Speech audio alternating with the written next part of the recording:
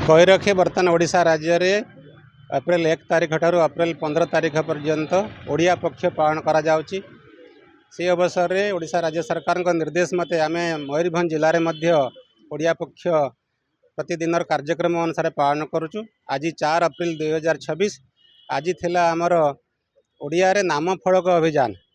तो यही अवसर रे आज आमर श्रम एवं कर्मचारी बीमा विभाग तरफ जिला मुख्यालय ठारू एक सचेतनता पदयात्रा आयोजन होईची, जहाँकि विभिन्न छात्र छात्री आमर महिला और शिशु विकास विभाग विभिन्न सरकारी कर्मचारी एवं एसएचजी सदस्य ता छड़ा श्रमिक भाई मान द्वारा से पदयात्रा वर्तमान चली।